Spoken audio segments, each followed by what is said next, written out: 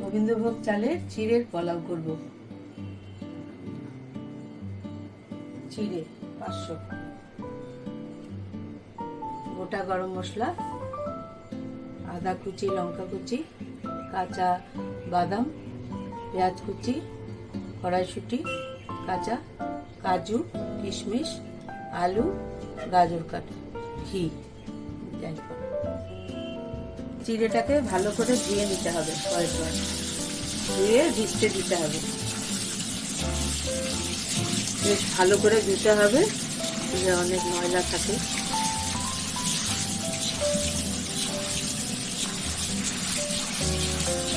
এবার ঝরতে দিতে হবে। কড়াই চাপিয়ে দিলাম, এবারে এখানে একটু তেল দিয়ে দিলাম প্রয়োজন মতো। তেলটা গরম হলে পরে বাদামগুলো ভেজে নেব। 2 রকমের বাদাম দেব।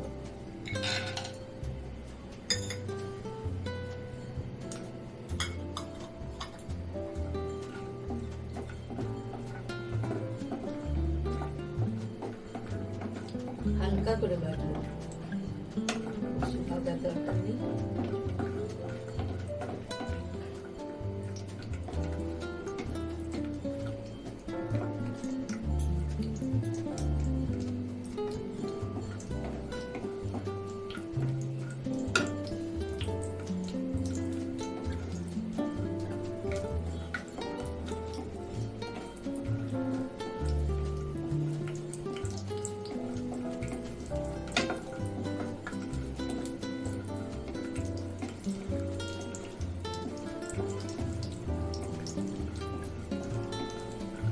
সামান্য একটু লাল লাল হয়ে গেলে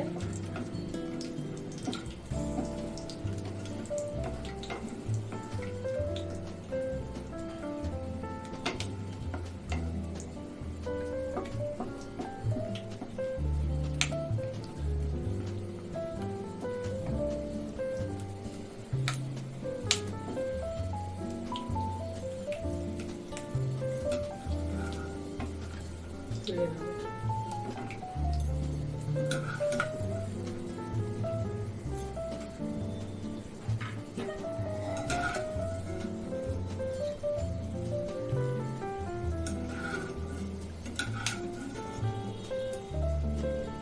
এবারে সব গোটা মশলা ফোড়নে দিয়ে দিলাম। সামান্য 2 চামচ ঘি,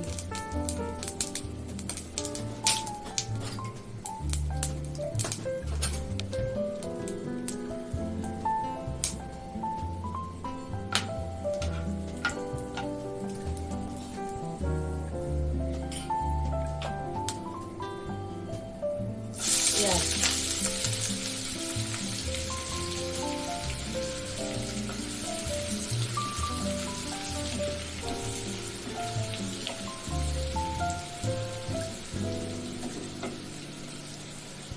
পেঁয়াজটা সামান্য ভাজা হলে আলুটা দিয়ে দিলাম।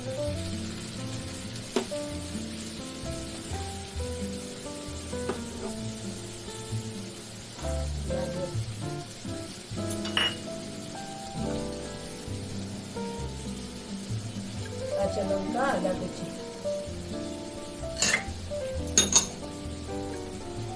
তারপর কিশমিশ,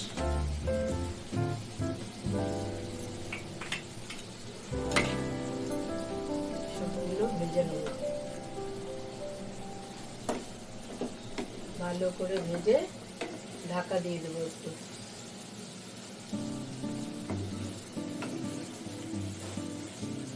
কড়াইশুঁটিটা একটু পরে দেবো। এখন কিছুক্ষণের জন্য ঢাকা দিয়ে দেবো, সেদ্ধ হয়ে যাবে, ভাজা ভাজা হয়ে যাবে। ভিজে চিড়েটা ঝুরঝুরে হয়ে গেছে, একদম ঝুরঝুরে হয়ে গেলে এর মধ্যে একটুখানি ঘি আর একটুখানি হলুদ গুঁড়ো দিয়ে, অল্প একটু, বেশি না, যাতে ঝুরঝুরে হয়। এবারে একটু হলুদ গুঁড়ো,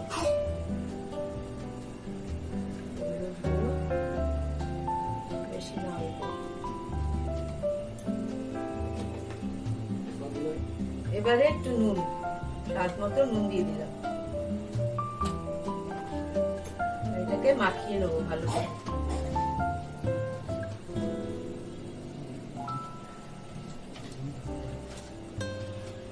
ভালো করে চিড়েটাকে ভালো করে মাখিয়ে সুন্দর করে রেখে দেবো। এবার ঢাকাটা তুলে নাড়িয়ে নেব। ভালো করে ভাজা হয়েছে কিনা দেখছি,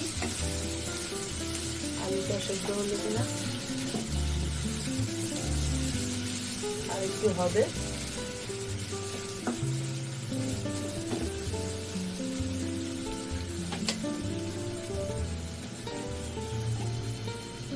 সামান্য একটু হলুদ,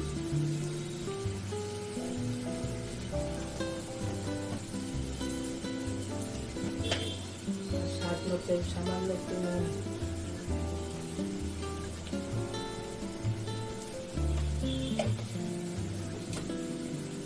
দিয়ে নাড়াচাড়া করে আবার ঢাকা দিয়ে দেবো।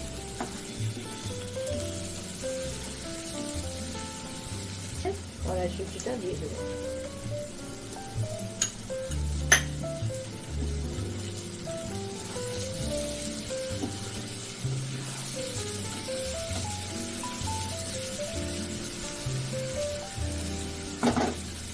আবার একটু ঢাকা দিয়ে দেবো।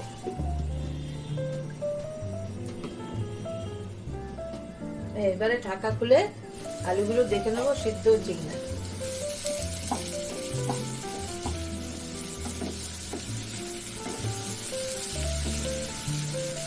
সিদ্ধ হয়ে গেলে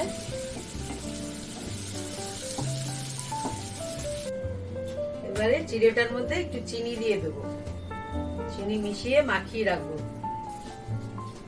চিনিটা একটু বেশি লাগবে, কারণ এটা মিষ্টি মিষ্টি পোলাও হবে তো, বাসন্তী পোলাও মতো, চিনিটা একটু বেশি। তারপরে একটু জায়ফল গুঁড়ো এর সঙ্গে মাখিয়ে রাখবো।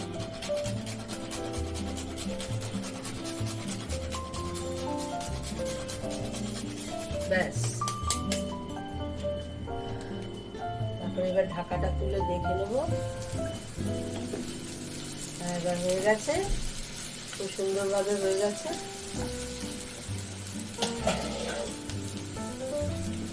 এবার নেড়ে চেড়ে চিড়েটাকে দিয়ে দেবো।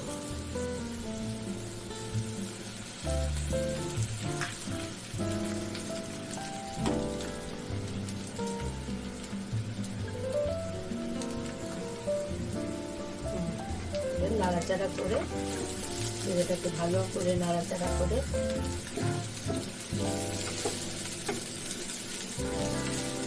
এই সময় একটু ফ্লেমটা কমিয়ে দিতে হবে।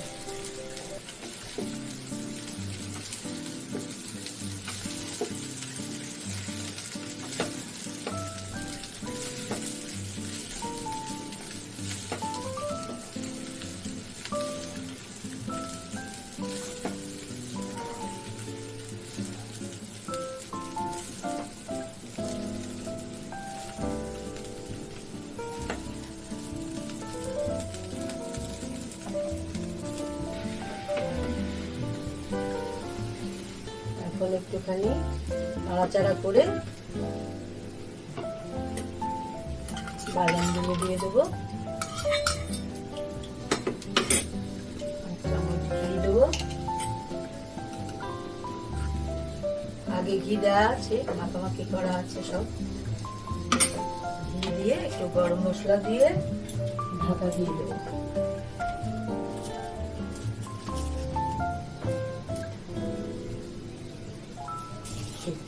বেশি না,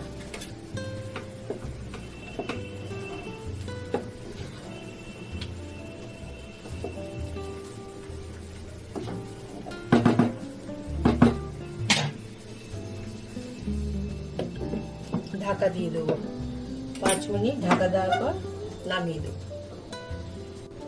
এবারে একদম রেডি সার্ভ করার জন্য। এবার সার্ভ করছি। যা গন্ধ বেরিয়েছে।